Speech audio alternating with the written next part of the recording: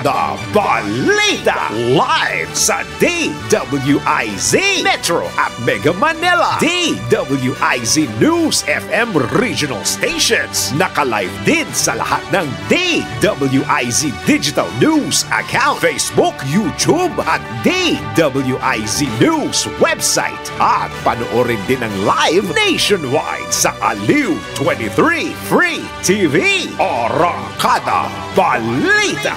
Arangkada na sina Drew Nasino at si Ate Juday, Judith Estrada Larino. Gising ang morning mo sa Arangkada Balita.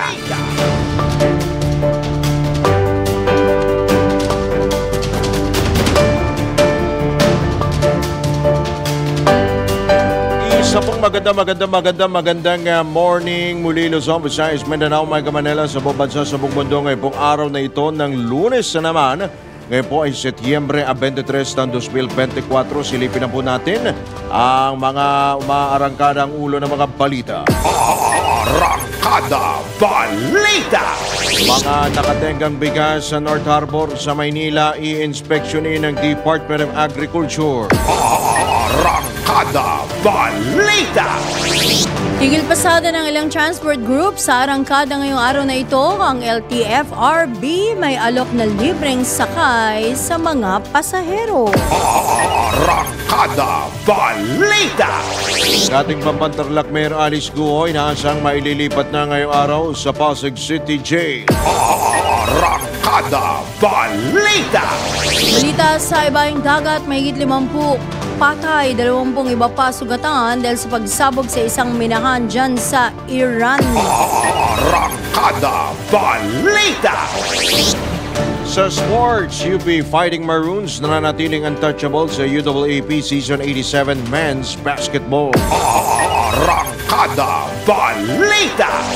Sa balitang showbiz, Miss Universe 2018 Catriona Gray wagi sa isinambang kaso laban sa editor at writer ng isang tabloid. Arangkada Balita. At ang tamayanan kung makakaabot sa viral, trabaho muna bago treats. Drew Nasino at si Ate Juday. Arangkada Balita. Sa oras na 5 sandali makalipas po ang alas 5 na ng morning. Kayo po ay nakatutok dito pa rin sa impilang may todong lakas dito WIZ 882 at Aliw Channel 23. Kami po inyong mga makakasama hanggang alas 6 po tayo ng morning. Magandang umaga po ng Lunes. Ako po ang inyong lingkod, Judith Estrada Larino. At Drew Nasino. Arangkada Balita. Sa detalye nga po ng mga umaarangkadang balita, i-inspeksyonin na ng Department of Agriculture ang mga nakatenggang toneladang bigas sa Manila International Container Terminal dyan sa North Harbor sa lungsod ng Maynila. Ayon kay Agriculture Spokesman Assistant Secretary Arnel de Mesa, malagang silipin ang kagawaran ng 20,000 metrikong toneladang imported na bigas at mabatid kung ligtas pa itong ikonsumo o kainin dahil matagal nang nakaimbak ang mga ito sa mga container van. Posible anyang may mga kuto, bokbok at amag na ang mga bigas dahil sa tagal na nitong nakatenga. Ipinunto ng DA official na mahalagang matiyak ang kaligtasan ng publiko sa oras na mailabas na ang mga inaagyo na imported rice. Arangkada Balita. Handa naman na ang PPA, Philippine Ports Authority, sa pagdagsa ng bulto-bultong shipment at maging mga biyahero sa mga malalaking pantalan sa bansa sa pagpasok ng Yuletide o Christmas season. Ayon kay PPA General Manager J. Santiago, pagpasok ng buwan ng Oktubre, inaasahang tataas na naman ang utilization rate o paggamit sa mga pantalan, lalo na sa NCR o National Capital Region. Mula Oktubre hanggang bago mag-Chinese New Year sa susunod na taon, tumataas mula 91 hanggang 92% ang utilization ng mga importer. Dahil dito pinapayuhan ng mga supplier na agahan ng booking sa mga shipping lines upang hindi na magkasabay-sabay ang puldo-bultong shipment sa mga pantalan bago mag-Disyembre. Madalas nila itong nagdudulot ng mabigat na trapiko sa mga lansangan sa Metro Manila, lalo na tuwing Christmas season. Arangkada Balita. Mula sa biyahe sa dagat, biyaheng panlupa naman tayo sa sektor ng transportasyon pa rin. Kasado na ngayong pong araw, lalarga na ang panibagong transport strike ng grupong Piston at Manibela. Ito'y upang tutulan pa rin ang Public Utility Vehicle Modernization Program ng pamahalaan. Kinumpirma naman ng Magnificent Seven na hindi sila makikilahok o makikiisa sa nasabing aktibidad. Ang Magnificent Seven ay binubuo ng Liga ng Transportasyon at Operators sa Pilipinas o LTOP, Pasang Mazda, AltoDOP, ACTO, FEDUDOP, Stop and Go Coalition at UV Express National Alliance of the Philippines. Matatandang inanunsyo ni Pangulong Ferdinand Marcos Jr. noong nakarang buwan na hindi na palalawigin pa ang PUV modernization. Arangkada Balita. Sa kaugnay na balita, may alok namang libreng sakay ang LTFRB o Land Transportation Franchising and Regulatory Board sa mga pasahero na maaapektuhan ng 2 araw na tigil pasada ng Piston at Manibela simula po nga yan ngayong araw na ito. Ito'y bilang pagtutol pa rin sa Public Transport Modernization Program ng pamahalaan. Ayon kay LTFRB Chairman Chovelo Guadis III, nakipag-ugnay na sila sa iba't ibang ahensya ng pamahalaan at LGUs para asistihan o bigyan ng ayuda ang mga commuter. Muli ring giniit ng LTFRB Chief na iginagalang nila ang karapatan ng mga driver at operators at nakikita nila ang problema sa sektor ng transportasyon. Samantala, nakikiusap naman ang ahensya sa mga driver na makikisa sa transport strike na huwag magdulot ng mabigat na trapiko sa mga pangunahing lansangan. Kabilang sa mga ipinapanawagan ng transport groups ang kanselasyon sa forced franchise consolidation, renewal ng prangkisa at rehistro ng lahat ng PUV operators at pagpahig na mag-withdraw ang mga una nang nag-consolidate ng kanilang prangkisa. Arangkada Balita. Muling iginiit ni Senador Amy Marcos ang kanyang pagtutol sa Public Transport Modernization Program ng pamahalaan. Ayon sa Senador, malinaw na may kapalpakan sa programa gayong 3 pangulo na ang pinagdaanan nito. Binigyang din pa ni Senator Marcos na mahirap ituloy ang modernisasyon lalo't kulang ito sa konsultasyon at pondo. Ako talaga ayoko ng modernization kasi kung tutuusin, obvious ba na may kapalpakan? 3 presidente ng dinaanan yan eh. Nagmula yan kay Presidente Noynoy, tapos kay Presidente Duterte, andon kay Presidente Marcos. Ayun, 3 na, hindi mabobo. Ibig sabihin, kulang talaga ng konsultasyon. May problema talaga. Unang-una, yung problema talaga, wala namang pera. Paano ka naman yan? Sino bang may ayaw ng bagong sasakyan? Kung kaya lang. Ay kaso, ayan, ang dami-daming requisitos. Pipilitin pa na level 4. Pipilitin pa na kung ano-anong co-op ang kailangan salihan samantalang hindi naman sasagutin yung utang. Bukod anya sa mahal na unit ng modernong jeep ay dagdag pasanin pa rin sa mga tsuper at operator ang walang prenong pagtaas ng presyo ng mga produktong petrolyo. Kung tutuusin, galing lahat ng transport group sa 2 taon ng lugi. Kasi lockdown ng lockdown, hindi nga mamasada yung mga pobreng yan eh. Tapos, nung nagbukas naman, wala nang lockdown, hindi na close open ang buhay natin, abay ang sumunod naman yung gasolina. Alam natin yung gasolina, naku, ano ba yan? Kada linggo, di ba, nung nakaraang taon, kada buwan, ayan naman, tataas na naman. Kaya ang kinikita nila, hindi talaga sapat. Yung mga ruta, hindi pa nararationalize. Ika nga, pinasukan pa ng e-vehicles. Naku, dapat i-sort out itong mga dinadaing. Kasi hindi basta-basta magdedeklara modernization. Ayan, tapos urong ng deadline. Yan po ang tinig ni Senator Amy Super Ate Marcos sa panayam ng DWIZ. Arangkada Balita. Samantala, muling iniurong ng Department of Transportation ang pagpapatupad ng revised guidelines sa expressway sa susunod na taon. Matatandang inilabas ang revised toll guidelines. Epektibo dapat nitong nakalipas sa August 31, subalit iniatras ito na October 1. Batay sa advisory ng Presidential Communications Office, nais matiyak ng DOTR na nakasunod sa kautusan ni Pangulong Ferdinand Marcos Jr. ang mga strategies ng toll at traffic para masolusyonan ang problema sa matinding trapiko. Dahil dito sa pamamagitan ng Joint Memorandum Circular, pinalawig ang multa hanggang sa susunod na taon. Layunin naman ng nasabing Joint Memorandum Circular na ipatupad ang cashless toll collection sa pagitan ng paghikayat sa mga motorista o sa pamamagitan ng paghikayat sa mga motorista na mag-install ng RFID o Radio Frequency Identification at magkaroon ng sapat na load sa TRB-controlled tollways. Arangkada Balita! Kapit na mga motorista dahil meron na pong ikakasa bukas na panibagong dagdag presyo sa mga produktong petrolyo. Ayon sa Department of Energy Oil Industry Management Bureau, tataas ng 40 hanggang 90 sentimos. Nahiya pa, kulang na lang 10 sentimos para maging piso. Ang presyo ng gasolina, kada litro ng gasolina, 40 sentimos sa kada litro ng diesel habang 90 sentimos sa kerosene o gas. Bagaman nilinaw ng DOE na may posibilidad na hindi naman gumalaw ang presyo ng diesel at kerosene.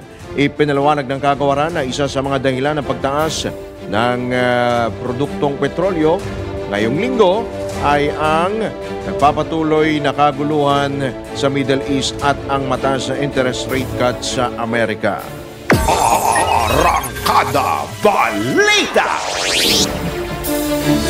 Sa iba pang balita, ililipat na si dismissed o inaasahang maililipat na ngayong araw na ito sa Pasig City Jail si dismissed Bambanterlak Mayor Alice Guo. Ayon dito kay PNP spokesperson Colonel Jean Fajardo, hindi natapos ang mga kinakailangang dokumento para sa agarang paglilipat sa kanya sa kulungan noong Biyernes, kaya't inabot naman ito ng Lunes o ngayong araw na ito bago nga siya tuluyang mailipat.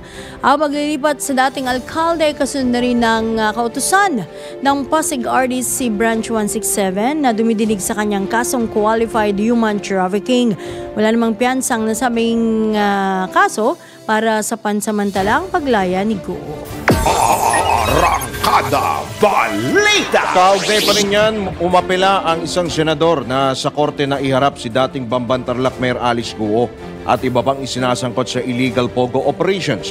Ayon kay Senador Amy Marcos, wala nang mahihita ang mga mababatas sa pagpapaharap kina Guo, Sheila Guo at Cassandra Leong sa pagdinig ng Kongreso. Masyado na anyang nagiging celebrity ang mga ito at walang balak magsabi ng totoo kung anong koneksyon nila sa illegal na pogo at kung sino ang mga tumulong sa kanilang maka-eskapo sa Pilipinas. Naniniwala ang presidential sister na magkakasabwat ang mga nagtuturuan ngayong ahensya at organisasyon sa hindi natunog ang pagtakas ni Guo. Binanggit din ni Manang Amy ang expose ni PAGCOR Security Monitoring Cluster Head Raul Villanueva na isa umanong dating hepe ng PNP ang sangkot sa pagpuga ng sinipang alkalde. Hinamon naman ng mambabata si Villanueva na ibunyag na kung sino ang kanyang tinutukoy at maglabas ng mga ebidensya laban dito. Arangkada Balita! Nakapagpiyansa sa Valenzuela Regional Trial Court Branch 282 si dismissed Bambanterlak Mayor Alice Guo para sa 2 count o 2 bilang ng kasong graft na isinampa ng Department of the Interior and Local Government sa pagkakasangkot nito o kaugnay sa pagkakasangkot nito sa sinalaki na pogo dyan sa kanyang bayan sa Bamban. Kinatigan naman ito ni Valenzuela RDC Judge Elena Amigo Amano. Nagpiyansa ang abogado ni Guo na si Attorney Stephen David kasabay ng mga petisyon hinggil sa custody ng dating alkalde. Una nang tinangka ni Attorney David na magkaroon ng CIDISCO para manatili sa PNP custodial facility si Guo dahil may tuturing na high profile anya ang kanyang kliyente. Samantalang ang araw na ito nakatakdang talakay ng korte kung saan dapat na ikulong ang sinibak na alkalde. Tiniyak naman ng Bureau of Jail Management and Penology na handa ang kanilang jail facilities maging sa Valenzuela o Pasig City Jail kung saan magiging ordinaryong PDL din si Guo pang dinidinig ang kanyang kaso. Arangkada Balita! Sa oras na 18 sandali makalipas ang alas 5 na ng morning, tayo po'y tumanggap na ng ilang pag-ulat buhat sa labas ng impilan. Isang Pinoy at 2 Vietnamese arestado ng NBI. Alamin natin ang kaso mula kay Patrol 5, Aya Yupango. Inaresto ng mga ahente ng National Bureau of Investigation NBI ang 2 Vietnamese national at isang Pinoy matapos magpanggap bilang mga doktor sa isang klinik sa Makati City. Ang 2 dayuhang Peking doktor ay nagpakilala bilang Dr. Kim Trang at Dr. Nikki Ngoyen ng Venus Beauty Academy sa Makati City, habang ang Pinoy na si Medjar Japar ay nagpanggap naman na isang medical professional. Nagsagawa ng entrapment operation ng NBI matapos makatanggap ng reklamo mula sa ilang naging pasyente ng naturang Venus Beauty Academy. Sa pakikipag-ugnayan ng NBI sa Professional Regulation Commission, napatunayan na hindi lisensyadong mga doktor ang 3 suspect. Maharap sila ngayon sa patong-patong na kasong paglabag sa Republic Act 2382 o yung Medical Act of 1959 at Article 215 ng Revised Penal Code. Ito si Patrol number 5. Ayaw pa para sa implemento ng lakas. DWIC. Nagbabalita na tama, naglilingkod ng tama. Arangkada Balita! Samantala, PNP kakasuhan daw mga pulis na madadawit sa partisan politics. Alamin po natin ang kabuang report. Hatid naman ni Jopel o Patrol 17, Jopel Pelenio. Inatasan na ni PNP Chief Police General Romel Francisco Marbil ang lahat ng local police units na paigtingin ang paghahanda para sa 2025 midterm elections. Ibinaba ni General Marbil ang direktiba kasunod ng nalalapit na paghahain ng Certificate of Candidacy ng mga tatakbong kandidato sa darating na halalan. Giit ng PNP Chief, kabilang sa kanilang core functions sa mga ganitong pagkakataon ang maglunsad ng mga investigasyon, intelligence, operations at mga community relations. Maigpit na pinaalalahanan ni General Marbil ang lahat ng police officers na iwasang magpaggamit sa sinumang politiko. Hindi aniya magdadalawang isip ang pambansang pulisya na sampahan ng kaukulang kaso ang sinumang pulis na mapatutunayang sangkot sa partisan politics. Committed ani General Marbil ang PNP na maisulong ang kapayapaan at kaayusan pagpasok ng panahon ng eleksyon. Maaari nang maghain ng COC ang mga kandidato sa October 1, 2024 na magtatagal hanggang sa October 8, 2024 simula alas 8 ng umaga hanggang alas 5 ng hapon. Ito si Patrol 17 Jopel Pelenio para sa impilang may todong lakas, DWIZ. Nagbabalita ng tama, naglilingkod ng tama. Arangkada Balita! Samantala, pasok sa mga korte sa buong bansa hanggang alas 3 lang mamayang hapon. Patrol 5, Aya Yupango sa detalye. Naglabas na rin ng memoranda ang Supreme Court Chief Justice Alexander Gismondo na hanggang alas 3 lamang ng hapon ang trabaho ngayong araw sa lahat ng korte sa bansa. Ito ay bilang pagtalima sa Proclamation number 60 na nag-aatas na magkaroon ng Family Week tuwing huling linggo ng Setyembre at Proclamation number 326 ng huling Lunes ng Setyembre kada taon bilang kainang Pamilya Mahalaga Day. Inikayat ng punong maestrado ang lahat ng mga kawani ng korte na magkaroon ng oras ngayong araw upang makasama ang kanilang mga pamilya. Una lang naglabas ng memorandum ang Malacanang noong nakarang linggo na nag-aatas sa lahat ng tanggapan ng pamahalaan na magkaroon ng Family Week. Ito yung patrol number 5. Ayaw yung pang paris ang pirma ng lakas. DWIC. Nababalita ng tama, naglilingkod ng tama. Kapag may bagong balita, naka-on air, agad-agad, DWIC Patrol Report. Samantala, alamin naman natin ang mga kaganapan sa mga lalawigan. Lalaki arestado sa kasong rape threats dyan sa Santiago City sa Isabela. Alamin natin ang kabuang report. Ihahatid ni Ronald Idol Domingo. Idol, good morning! Good morning, Ma'am Judith. Arestado ang isang wanted person matapos masilbihan ng warrant of arrest sa Prufri, Barangay Benavista, Santiago City, Isabela. Nilalang suspect na si alias Kent, nasa legal na edad at residente ng sabing lungsod.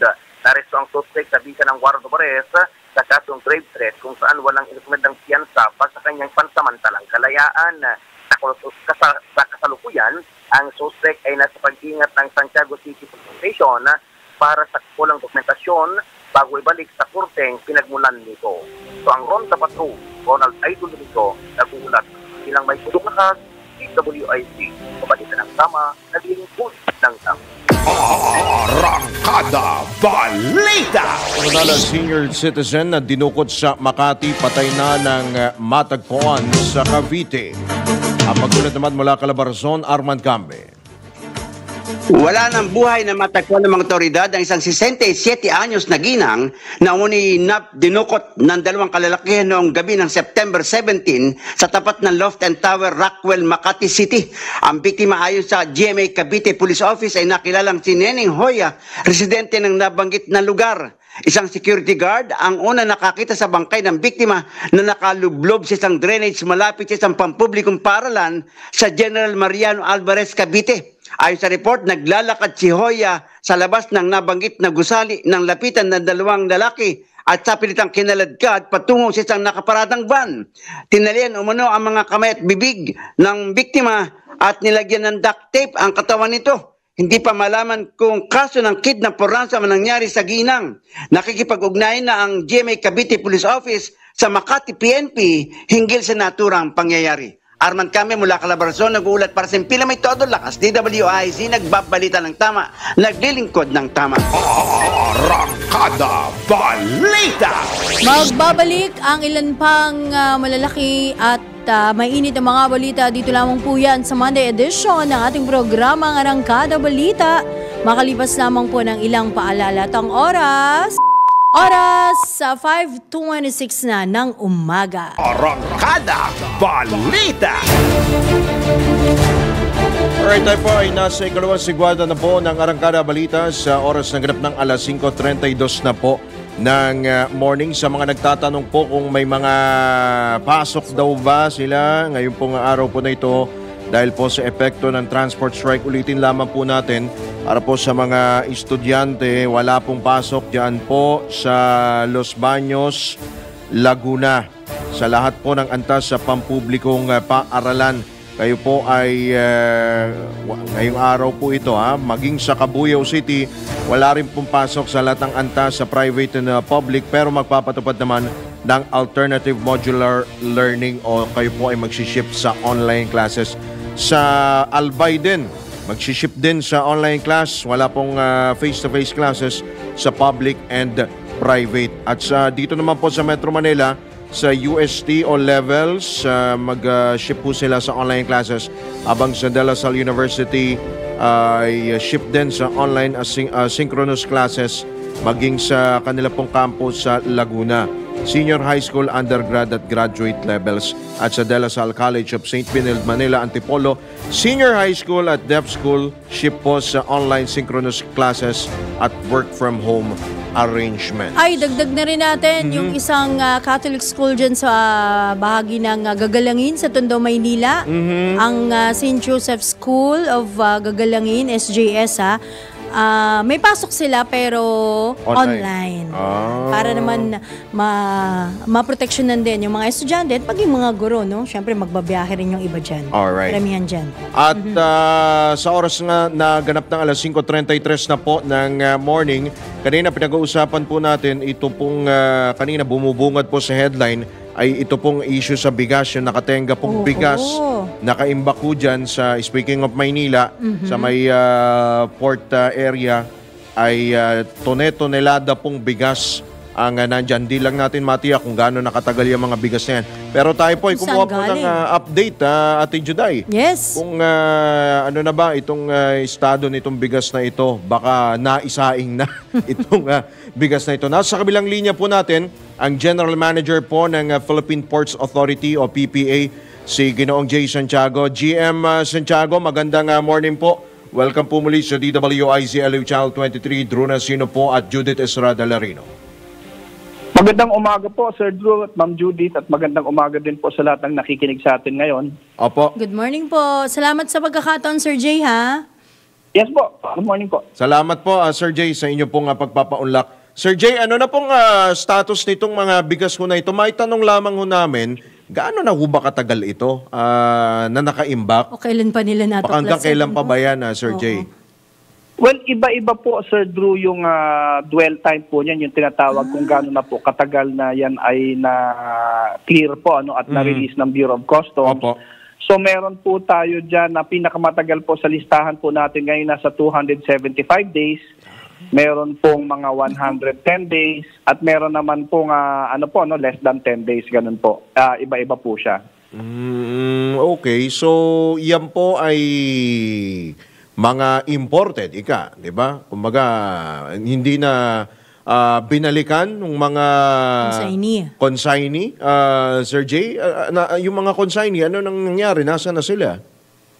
Well, either po, yung iba po dyan sigurong napakatagal na, hindi na po binalikan. At yung iba po dyan, which is karamihan, ay pinapabayaan muna po ng mga consignee na manatili muna sa terminal natin bago po nila i-pull out. Ganun po yung sitwasyon natin dyan ngayon. So, possible ang sinasabi ho ninyo, maaring iniipit nila, hinihintay muna tumaas yung presyo, Sir GM? Well, may mga ganyan pong may mga ganyan pong report po sa atin. In fact, sa mga nakaraang panahon po, mga nakaraang taon na nagkaroon din po tayo ng pagtaas ng presyo or may kakulangan po sa supply ng bigas. May mga report po tayo diyan na sa loob po ng pantala na may mga pagkakataon pong napakatagal po bago mag-pull out yung mga importers po natin, ng mga importasyon ng bigas nila. At matitrace naman po doon sa movement po nung paglabas ng mga kargamento ng bigas na matagal po. Halimbawa, walang movement and then biglaan po may bukso na biglang bultuhan po yung labas po nung mga importasyon or kargamento ng bigas. So, na-validate po yung report po yung mga nire-report po sa atin na maaari pong nagagamit po ng mga ibang importers yung pong pantalan natin para pagtenggahan po ng mga ini-import nilang bigas for the following reasons. Number one, mas makakatipid po sila dahil mas mura po yung storage fee natin sa sa pantalan kumpara po sa mga pribadong warehouse. Number two po ay kasi pag nailabas na yan sa mga warehouse at hindi po nila nilalabas sa merkado yan, vulnerable po yan o prone po yan sa inspection ng Department of Agriculture at Customs at maaaring maakusahan po silang hoarding. Samantalang pag nasa loob po ng pantalan ay maaari pa po nilang gawing excuse na hindi pa po nila nakukuha mula sa terminal. At pangatlo po ay ginagamit po nga sigurong pagkakataon na iwan muna po yan dyan hanggat hindi po maganda-ganda o mataas ang presyo po ng bigas sa merkado. And speaking of inspection, mag-i-inspection daw ang Department of Agriculture, GM? Well, wala pa pong report sa amin. Ang alam ko po, simula po nung ating nag-inspection po tayo ng Webes, ay wala pa naman pong sa amin po, sa report po namin, Sir Drew, Ma'am Judith, na nagsagawa po ng report ang Department of Agriculture. Although, sa ordinaryo pong proseso, bago po i-clear yan, ay dumadaan po yan sa Bureau of Plant Industry. At inaasahan po namin na dahil sa pag-i-inspection nilang yun, ay alam po ng Department of Agriculture yung pong volume at saka yung pong tagal nung pagpasok po ng mga importasyon po dyan sa mga terminal natin. Pati customs po, yes. So, doon na malalaman talaga. Pero mayroon naman ho kayong mga info kung sino ang Sino ba? consignee niya na GM, ano? Opo, dyan po sa 888 po na containers, 20 consignees lamang po yan. Dalawa lang. Dalawa lang yan? Dalawa po, 20. At 20. Dalawang po. Alright. 20 consignees lang po yan. 20 consignees lang 20 pala. consignees. Sa around 900 na container. 900 container Oo. vans. Nako. So hindi sinasabi kasi ni Secretary Kiko Laurel yung dyan sinisisi yung kaya mataas pa rin daw ang presyo ng bigas kasi daw may port congestion, GM. Anong reaction niyo rito? Kaya nga po Sir Drew, Ma'am Judith, tayo po ay reach out po sa mga kababayan natin para pambulaanan po yung report na yun, kasama po natin last week yung mga kasama natin sa media at pinakita po natin ang kondisyon ng terminal natin dito po sa Manila. Ito po kasing terminal po natin sa Manila, ito po dalawa, yung South Harbor at saka yung Manila International Container Terminal. Yan po ang mga pinakamalalaki po nating terminal kung saan pumapasok po yung mga imported na mga kargamento. Halos 70% po ng kargamento ng buong Pilipinas dyan po dumadaan. So, pinakita po natin sa kanila na wala naman pong port congestion and in fact, ang pinakita po natin sa kanila kung ang pinag-uusapan ay supply ng bigas. Yan nga po, 888 po dyan. Ang cleared na ng customs, maaari na pong kunin ng mga consignees po pero hindi po kinukuha. At yun lamang po ang din natin na hindi po natin malaman kung saan po nanggagaling yung balita o yung report na meron pong port congestion. Sir Drew, kasi ang port congestion po na experience po natin dyan po sa mga terminal po natin, ang pinakahuli po niyan in 2014, 2015 pa po, simula 2016 hanggang sa ngayon, wala naman po, nasa 70% na lamang po yung yard utilization natin, which is optimum po. So, kaya po gusto po namin sa panig po ng PPA na mabigyan linaw po yan at ang hindi lamang po yung mga kababayan natin, pati po yung mga decision makers ay magkaroon po ng sapat na impormasyon kung saan ba talaga nagkakaroon ng problema at bakit ganyan po tataas ang presyo ng bigas sa merkado po ngayon at ganyan din po yung kondisyon ng supply po ng bigas sa ating bayan ngayon. Okay, nandyan na rin naman kayo, GM, ano bang mga paghahanda because Christmas season na, inaasahan talagang bulto raw yung mga container yung mga shipment na darating sa mga malalaking pantalan po natin. Ano bang mga contingency measures natin kaugnay nito, GM? Siyempre, mga pasahero din. Siyempre, oo. Yung unang-una po doon sa mga kargamento po, lalo na po doon sa mga kababayan po natin na nagpaplano pong mag-import ng mga either mga kalakal po or yung mga personal nilang mga orders galing po abroad, na sana po dahil ina-expect po natin yan na heading towards the Christmas season ng New Year po ng mga Pebrero, ay po yan, tumataas po yung utilization natin at yung dami ng kargamentong pumapasok to as high as 92% po. Yun na yung pinakamataas po historically na experience po natin. 92. Na maaari po sigurong i-coordinate na po nila sa mga freight forwarders po nila, sa mga brokers nila, na maaga na pong magayak yung mga kargamento galing abroad, papasok po dito sa Pilipinas para hindi po makipagsabayan doon po sa bugso po ng mga importation pagdating po ng mga November at ng December po, katulad po ng ibang sa larangan po ng pagbabiyahe o yung pagbili po ng mga bagay-bagay o gamit. Opo. Mas maganda pong maaga na po ang preparasyon kaysa po sasabay po tayo doon sa last minute kumbaga, that is one thing. And then sa mga pasahero naman po natin, kasalukuyan po natin, Ma'am Judith, Sir Drew, na tinatapos po yung pong mga bago nating passenger terminal building, pati na din po yung rehabilitation po ng mga passenger terminal buildings natin, para bilang paghahanda po sa unang-una po dito sa pagdating po ng UNDAS ngayong katapusan ng Oktubre. UNDAS pa.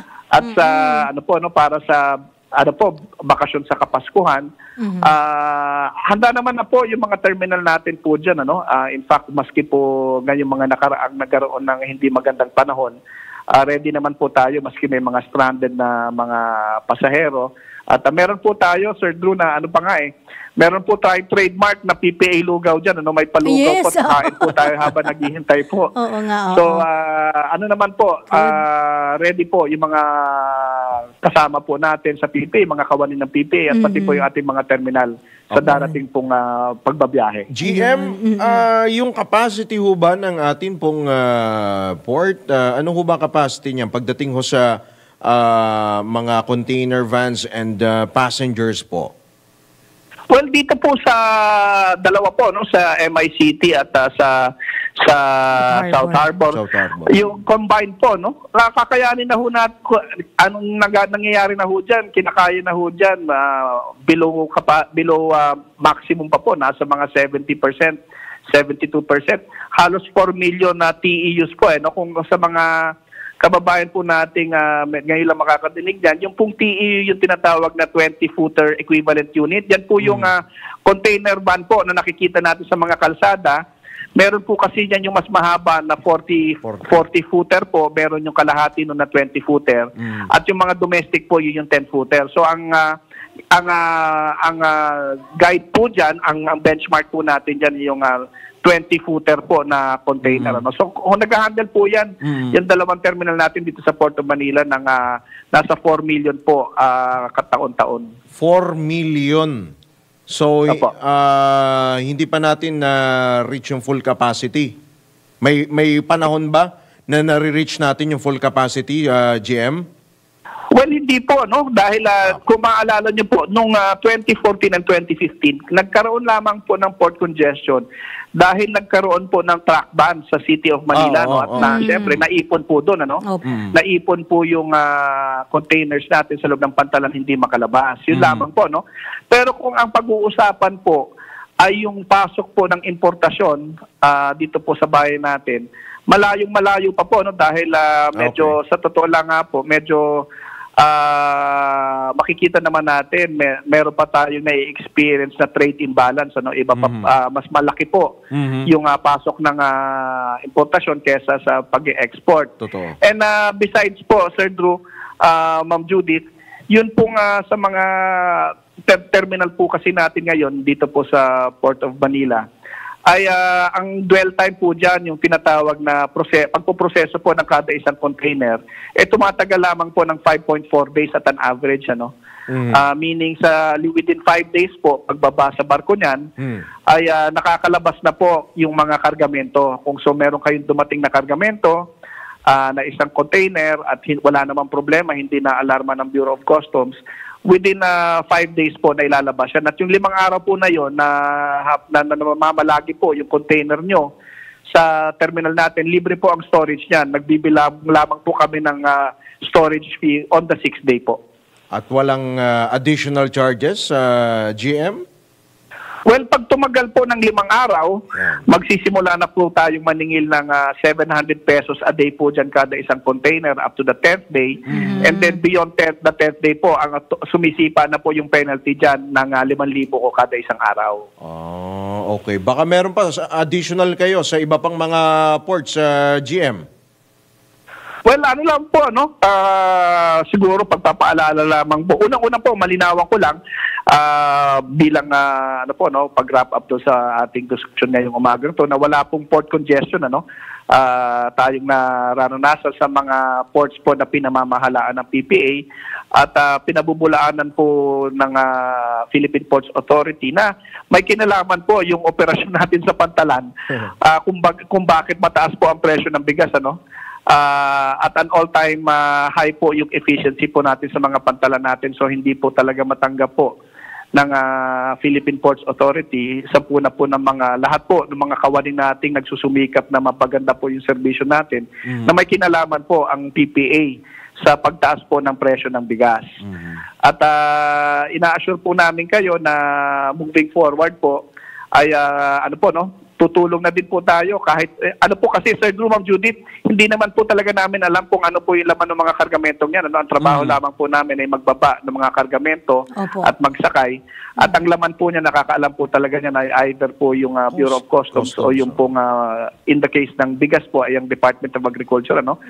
Tayo po tutulong na din, magbibigay na din po tayo ng ating input sa kanila para tuluyan na pong masigurado na yun pong magiging supply at presyo ng bigas sa merkado, maging ng iba pa pong prime commodities ay maging maayos po. Alright, sige po. GM, marami pong salamat sa inyo pong pagpapaliwanag at good luck po. Magandang umaga po sa inyo. Ay, GM, babalikan namin kayo dun sa preparation nyo para sa Ondas din, syempre, di ba? Hingi po kami ng update sa inyo once na, of course, pag nailabas na talaga ng tuluyan itong mga container vans na ito. Salamat po, GM. Yes po, Ma'am Judith, Sir Drew. Maraming salamat po. Magandang umaga po. Mabuhay po kayo. Salamat po. Magandang umaga rin. Si General Manager Jason Tiago ng Philippine Ports Authority. Magbabalik po muli ang Arangkada Balita makalipas lamang po ilang magpapaalala ang oras. Akalain mo, birthday pala ngayong araw ni Congressman Nick Briones. Ngayong araw yan. Happy birthday, Kong Nicky Briones. Oras, 10 minuto bago sumapit ang ganap na alas 6. Arangkada Balita!